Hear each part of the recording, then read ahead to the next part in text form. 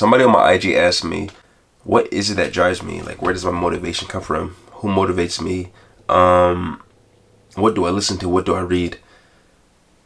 So the answer that I gave him was very straight, simple, and very forward. My motivation comes from me.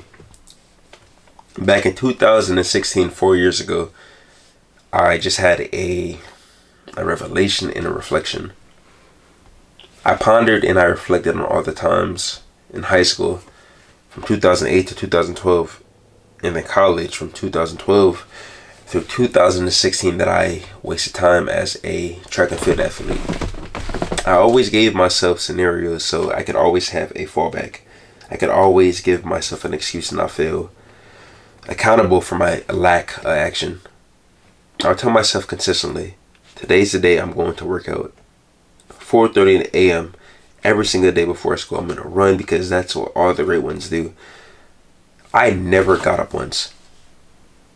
It became such a negative cycle that it became the norm for me to make goals and then purposely flake on them and not have any type of emotion or feeling to it. I was numb to the fact that I could let myself down and be okay with it, you know what I'm saying? So it became very toxic, and I began realizing I'm trying was my excuse for everything.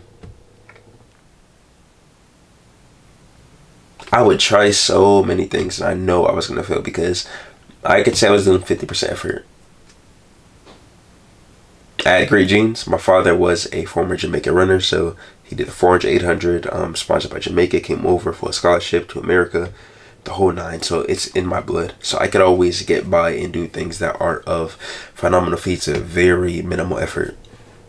So it is the summer 2016 once more, as I said before, and it is the Summer Olympics. It is Usain Bolt's last and final Olympic appearance. I go to the office the next day where I was working at a warehouse. You know, I was packaging goods, light bulbs, and things of that nature. And I'm in the cafeteria, and one of the presidents of operations there, very, very wealthy guy, he asked me, "Hey, you used to track and field? Ha, that should be you out there." I was like, "Hey, yeah, you know, if only, you know, I kind of stay consistent and serious."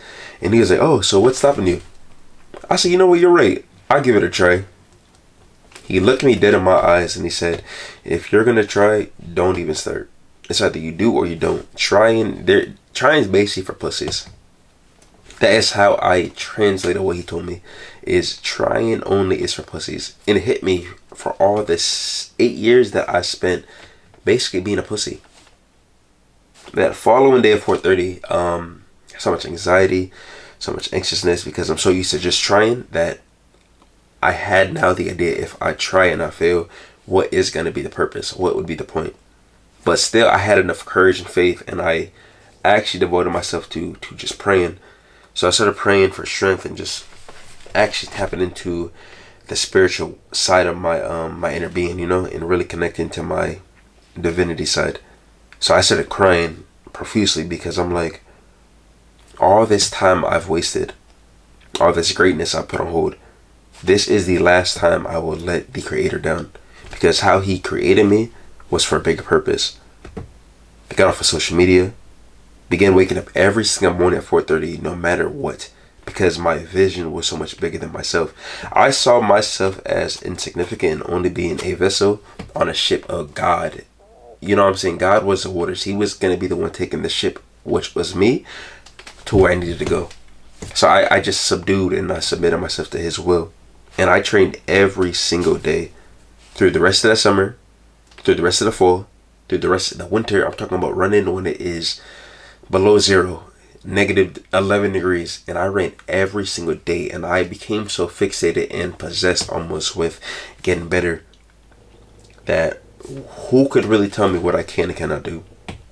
This was an ongoing thing for 2 years, and then I started working a accounting job. And you know, after sitting all day, your hips get tight, your hamstrings become elongated. So I pulled my hamstring. From there, like I said, I still was a vessel, and I was in God's territory, God's water. So I kept on going. I kept pursuing my dream. Bite. 140 minutes every single day. 70 minutes in the morning, 70 minutes in the evening. And core. I did that every single day while I was waiting for my hamstring to get better. To this day, I could say, long story short, my hamstring, my hips have improved, but I have never been the same because of how much stress I put on my body. And I have no regrets. If I could go back and redo the whole entire training cycle, I would do it again, because how much it exposed to me who I really can be. And to this day, I'm now on 532 days of consistent working out, and it's effortless at this point. You know, it's almost like brushing my teeth. It's almost like drinking water, taking a shower. It is just a non. I don't need to think about it. It's non-negotiable. I just get up and I do what I need to do to better myself. So that is where my motivation comes from. My motivation comes from years of lack of motivation, lack of commitment, lack of action. That is my motivator to this day. And it comes with understanding that you're going to have unworried, inadequate feelings, and you still need to push through that shit. Doubt is going to be there, but it's okay to feel doubt, but it's not okay to live by doubt. Live by doubt means you're going to be doubtful, so you should not try. And I did this my whole entire life, so I feel this on a more vulnerable first-hand level. You know what I'm saying? This is very personal to me because of how much time I've wasted in the past just waiting for the right time to get better. What I read during that time was I read The Mindful Athlete by Jordan Mumford. I read a book by Michael Jordan's trainer. I can't think of his name right now, but I'll put it down here in the description. And I listened to every single Eric Thomas motivational what's it called? Like a seminar, YouTube video. He has something he puts on iTunes or Apple Music. I literally listened to every single one. It made me so engrossed in you could do whatever you want to. I became so engrossed in that idea.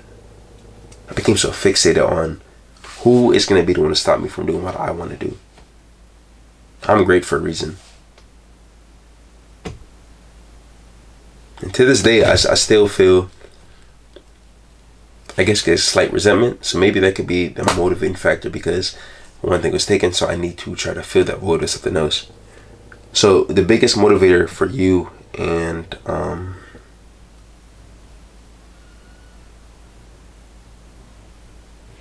for your life, the thing that could save you, the thing that could revamp you, it could reinvent you, is going to be you. You need to do things for you. You need to understand that change will never come until you make change. But that being said, like, comment, subscribe, and add me on IG at Panther Wisdom and at Panther Mentality. And comment down below